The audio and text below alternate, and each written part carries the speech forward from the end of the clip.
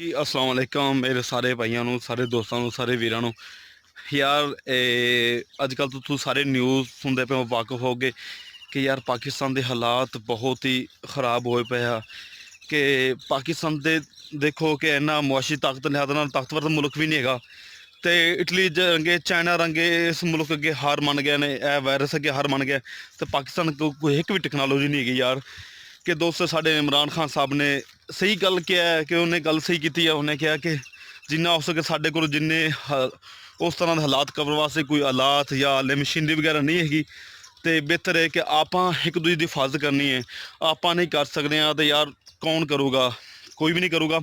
दूसरी गल है कि जो इस चीज़ का मतलब वबा आती है कि सानू चाहिए कि अल्लाह अगे झुक जाना चाहिए कि अपने जेड़े अमाल ने ये अपने अगे आए आ ते साढ़े वैसे भी हालात और अमाल तो साढ़े बहुत ही अजकल ख़राब आ। तो मेरे भाइयों थोड़े की गुजारिश है कि एक वक्त ऐसा सी कि हज़रत यूनुस अलैहिस्सलाम दी कौम ते अजाब आवन लग्या। यूनुस अलैहिस्सलाम उतों अजाब आवन की वजह तो चले गए कि सुम्मत वो मनती नहीं पई सी कि अजाब आ जाना मैं चला जावां। तो की होया वो सारी उम्मत ने अल्लाह अगे सजदा रेज हुई, तौबा की। तो यूनुस अलैहिस्सलाम जो उन्होंने छड़ के गए, जो वापस उस बस्ती में आए देखा कि वो बस्ती बड़ी सही सलामत उदा ही आ। कम शम करते बाद पूछा अल्लाह अगों अर्ज की अल्लाह क्या की माजरा है। उन्हें आख्या तेरे नाल जावन तो बाद बस्ती ने सारी अल्लाह अगे तौबा तैब हो गई सी। ते जो सारे इन्ना अल्लाह अगे सजदा रेज हो गई सी ते मैं इन्हां दे सारे जिन्ने भी है सन गुनाह इन्हां दे बख्श दिते ते इन्हां दे अजाब टाल दिता। ते मेरे भाईओ कि नमाज पढ़ो, दुआवां मंगो अल्लाह अगे ते जिक्र ज़कार करो, नफल नफल नफल इबादत को अल्लाह को इस वबा तो पनाह मंगो। यार ये मुसलमाना वास्ते आजमाइश आ कि जिंदगी बहुत थोड़ी है। तुसीं सोच लो कि एक छोटा जिहा वायरस दुनिया कहती कित्थे तरक्की कर गई, कित्थे कर गई, पर दुनिया की साइंसदान कोई तरक्की नहीं की जिथे अल्लाह वालों को आफत आ जाए दुनिया की कोई ऐसी चीज़ उन्हें ठल नहीं सकती। तो मेरे भाईओ जिंदगी बहुत शार्टकट है, बहुत छुट्टी है।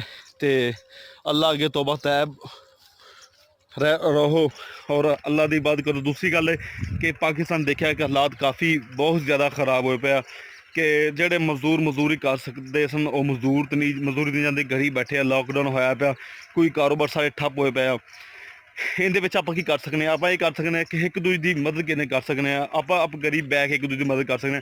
तुसीं जेह्ड़े अपने मसाए घर देखो यार, इन्हां दा बंदा मजदूरी करदा सी ते अज्ज मजदूरी तो नहीं जा सकदा ते उहदे घर जेह्ड़ा अफोर्ड कर सकदा है वो रोज़ राशन कोई पहुँचा के आवे, कोई मैडिसिन पहुँचा के आवे, कोई मास्क लैके आवे। साढ़े कोल तो वैसे मास्क है नहीं कि असी मतलब पिंड साढ़े मास्क तो कोनी हैगे, रुमाल ही है जेह्ड़े हैगे आ।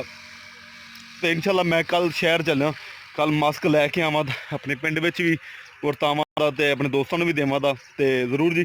तो मेरे भाईओ कि इहो ही आ, नेकी इहो ही आंदी आ कि जेड़ा अल्लाह ताला कहंदा है कि जेड़ा इंसानां ते रहम नहीं करदा उंदे ते मैं भी रहम नहीं करांदा यार। कि हदीस दा भी इहो ही आ कि इहो ही कहना है कि आप सबका इहो कहना है कि जेड़ा इंसानां ते जुल्म करदा है, जबर के उन्हां दा दुख सुख नहीं देखदा, उन्हां दे एक औखे वाले काम नहीं आता यार। दुनिया का जेड़ा पैसा है, दुनिया का मालो मता इत्थे ही रह जाना, नाल कुछ नहीं लैके जाना। तो अगर फॉर एग्जाम्पल एक बंदा है उनके 10 लाख रुपए उनकी महीना इनकम पैसे कमाता है तो खाना वो ही होंदा है जेह्ड़े उनके नसीबां च होंदा है। बस कर देखा होवे कि बंदा एक 5 लाख रुपया कमाता है तो उनके नसीबां च की वड्डा गोश्त खाना नहीं होंदा, मिट्ठा खाना नहीं होंदा। कहते मियाँ साहब नूं शुगर आ जी, मियाँ साहब नूं हैपेटाइटिस सी आ, मियाँ साहब नूं गोश्त नहीं खा सकते, सब्जी नहीं खा सकते, चीज़ नहीं, परोठा नहीं खा सकते। की आ कि अल्लाह ताला उन्हां दा रिज़क छीन लिया जाता है। तो याद रखो कि यह पैसा, यह दौलत कुछ नहीं नाल जाना, सिर्फ एक 2 फुट की मिट्टी की ढेरी होंदी है जिन्हें विच जाना है। मकान महल सब कुछ इत्थे छड़ के जाने यार। तो सिर्फ इहो काम आना, एक दूसरे का जेड़ा इखलाक काम आना है, और दूसरे के किते जेह्ड़ी भलाई काम आनी आ, होर कुछ काम नहीं आना मेरे भाईओ। तो ज़रूर पाकिस्तान जिन्नी इस टाइम मुश्किल च गिरा है, एक दूजे की मदद करो, एक दूजे का ख्याल रखो यार। ये तो ਵਾਸਤੇ ਕੋਈ ਵੱਡੀ ਨੇਕੀ ਨਹੀਂ ਹੁੰਦੀ ਯਾਰ। ਆਪਣੇ ਹਮਸਾਇਆਂ ਦਾ ਖਿਆਲ ਰੱਖੋ। ਮੇਰੇ ਹਮਸਾਇਆਂ ਅਗਰ ਕਿੰਨਾ ਕੁ ਰੋਟੀ ਪੱਕੀ ਆ ਨਹੀਂ ਪੱਕੀ, ਉਹਨਾਂ ਅਗਰ ਕੋਈ ਸ਼ੈ ਖਾਧੀ ਆ ਨਹੀਂ ਖਾਧੀ ਆ, ਉਹਨਾਂ ਦੇ ਬੱਚਿਆਂ ਦਾ ਖਿਆਲ ਰੱਖੋ, ਉਹਨਾਂ ਦੇ ਕੱਪੜਿਆਂ ਦਾ ਖਿਆਲ ਰੱਖੋ। ਮੇਰੇ ਭਾਈਓ ਆਪਣੇ ਹਮਸਾਇਆਂ ਦਾ ਲਾਜ਼ਮੀ ਖਿਆਲ ਰੱਖੋ। ਇਨਸ਼ਾਅੱਲਾ ਜਿਹੜੀ ਜਦੋਂ ਤੁਸੀਂ ਆਪਸ 'ਚ ਮੁਤਹਿਦ ਹੋ ਜਾਓਗੇ, ਇੱਕ ਦੂਜੇ ਨੂੰ ਦੁੱਖ ਸੁੱਖ ਵੰਡਣ ਵਾਲੇ ਹੋ ਜਾਓਗੇ, ਅੱਲਾ ਦੇ ਇਬਾਦਤ ਗੁਜ਼ਾਰ ਹੋ ਜਾਓਗੇ, ਤਾਂ ਇਨਸ਼ਾਅੱਲਾ ਇਹ ਜਿਹੀਆਂ ਵਬਾਵਾਂ ਇਹ ਜਿਹੀਆਂ ਚੀਜ਼ਾਂ ਖਤਮ ਹੋ ਜਾਂਦੀਆਂ ਨੇ। ਅੱਲਾਹ ਤਾਲਾ ਆਪਣੇ ਬੰਦਿਆਂ ਤੋਂ ਅਜ਼ਮਾਇਸ਼ ਲੈਂਦਾ ਹੈ, ਅਤੇ ਹਮੇਸ਼ਾ ਯਾਦ ਰੱਖਿਆ ਜੇ ਆਪਣੇ ਨੇਕ ਬੰਦਿਆਂ ਤੋਂ ਅਜ਼ਮਾਇਸ਼ ਲੈਂਦਾ ਹੁੰਦਾ ਹੈ। ਅਤੇ ਇਸ ਅਜ਼ਮਾਇਸ਼ 'ਚ ਪੂਰਾ ਉਤਰਨਾ, ਇੱਕ ਦੂਜੇ ਨਾਲ ਇੱਕ ਨਾ ਅਖਲਾਕ ਭਲਾਈ ਮੁਹੱਬਤ ਨਾਲ ਪੇਸ਼ ਆਉਣਾ ਹੈ, ਇੱਕ ਦੂਜੇ ਦੀ ਮਦਦ ਕਰਨੀ ਹੈ। ਇਹੋ ਦੁਨੀਆ ਹੈ, ਹੋਰ ਕੁਝ ਵੀ ਨਹੀਂ ਯਾਰ। ਇੱਕ ਇਹ ਬਾਜ਼ ਕਤ ਉਲਮਾ ਤਾਂ ਕਹਿੰਦੇ ਆ ਕਿ ਯਾਰ ਆਪਣੇ ਪਿਆਰੇ ਨਬੀ ਸੁਨਨਤ 'ਤੇ ਅਮਲ ਕਰਦੇ, ਲੇਕਿਨ ਖੁਦ ਉਹ ਕਰਦੇ ਕੌਣੀ। ਸਾਡੇ ਪਿਆਰੇ ਨਬੀ ਨੇ ਜਦੋਂ ਗਿਆ ਦੁਨੀਆ ਤੋਂ ਤੇ ਕੁਝ ਨਹੀਂ ਛੱਡਿਆ ਯਾਰ। ਕਹਿੰਦੇ ਆ ਕਿ ਆਖਰੀ ਵਕਤ ਸੀ, ਰਾਤ ਦਾ ਪਹਿਰ ਸੀ, ਕਿ ਆਪ ਸਲਮ ਦਾ ਆਖਰੀ ਵਕਤ ਆਇਆ ਨਾ, ਜਦੋਂ ਘਰ 'ਚ ਪੁੱਛਿਆ ਕਿ ਹਜ਼ਰਤ ਆਇਸ਼ਾ ਰਜ਼ੀ ਅੱਲਾਹ ਤਆਲਾ ਅਨਹਾ ਕਿ ਆਪਣੇ ਘਰ 'ਚ ਕਿੰਨੇ ਪੈਸੇ ਪਏ, ਕਿੰਨੇ ਦਿਨਾਰ ਪਏ? ਉਹਨੇ ਆਖਿਆ 6 ਦਿਨਾਰ। ਉਹਨੇ ਆਖਿਆ ਹੈ ਕਿ ਵੀ ਤਕਸੀਮ ਕਰਦੇ। ਮੈਂ ਅੱਲਾ ਅੱਗੇ ਕੀ ਜਵਾਬ ਦੇਵਾਂ ਦਾ ਕਿ ਅੱਲਾ ਮੈਂ ਦੁਨੀਆ ਦਾ ਮਾਲੋ ਮਤਾ ਛੱਡ ਕੇ ਆਇਆ ਯਾਰ। ਉਹ ਵੀ ਉਹਨਾਂ ਛੱਡਤਾ ਯਾਰ। ਅਤੇ ਅਸੀਂ ਕਿੱਡੇ ਸਾਡੇ ਅਕਲ ਦੇ ਘੋੜੇ ਨਹੀਂ ਦੜਾਉਂਦੇ ਪਏ ਯਾਰ। ਅਸੀਂ ਕੀ ਲੈ ਕੇ ਜਾਣਾ ਹੈ? ਕੁਝ ਨਹੀਂ, ਸਭ ਕੁਝ ਇੱਥੇ ਰਹਿ ਜਾਣਾ। 2 ਫੁੱਟ ਮਿੱਟੀ ਦੀ ਢੇਰੀ ਆ ਜਿਹੜੀ, ਬਸ ਉਹ ਰਹਿਣੀ ਆ। ਅਤੇ ਮੇਰੇ ਭਾਈਓ ਕਿ ਮੈਂ ਤਾਂ ਇਰਾਦਾ ਕੀਤਾ, ਮੈਂ ਸਾਦਾ ਬੰਦਾ ਸਿੰਪਲ ਪਿੰਡਾਂ 'ਚ ਰਹਿਣ ਵਾਲੇ ਆ, ਜਾਂ ਜਿੰਨਾ ਹੋ ਸਕੇ ਕਰਦੇ ਪਏ ਆ।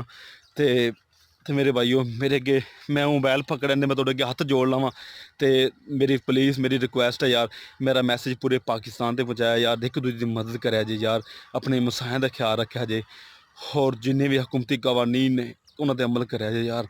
ਮੇਰੀ ਬਹੁਤ ਬਹੁਤ ਤੁਹਾਡੇ ਨਾਲ ਗੁਜ਼ਾਰਿਸ਼ ਹੈ ਯਾਰ, ਅਗਰ ਮੇਰਾ ਮੋਬਾਇਲ ਪਕੜਿਆ ਨਾ ਹੁੰਦਾ ਤਾਂ ਮੈਂ ਤਾਂ ਹੱਥ ਜੋੜੇ ਆ ਯਾਰ। ਤੁਹਾਡੀ ਖੁਦਾ ਵਾਸਤੇ ਹੈ ਮੇਰੀ ਗੱਲਾਂ 'ਤੇ ਅਮਲ ਕਰ ਲਿਆ ਯਾਰ, ਇੱਕ ਦੂਜੇ ਦੀ ਮਦਦ ਜ਼ਰੂਰ ਕਰਿਓ। ਬਹੁਤ ਹਾਲਾਤ ਖ਼ਰਾਬ ਹੈ, ਗਰੀਬ ਘਰ 'ਚ ਬੈਠੇ ਆ। ਮੈਨੂੰ फ़ोन ਆਇਆ ਸੁਬਾਹ ਕਿ ਬਹੁਤ ਹਾਲਾਤ ਮੰਦੇ ਆ ਯਾਰ। ਮੇਰੇ ਦਿਲ ਕੋ ਪੁੱਛੋ ਯਾਰ ਕੀ ਬੀਤਦਾ ਪਿਆ ਕੀ ਨਹੀਂ। ਥੋੜ੍ਹੇ ਕਿ ਖੁਦਾ ਤਾਂ ਰਸੂਲ ਦਾ ਵਾਸਤਾ ਤੁਹਾਨੂੰ ਕਿ ਆਪਣੇ ਹਮਸਾਇਆਂ ਦਾ ਖਿਆਲ ਰੱਖਣਾ।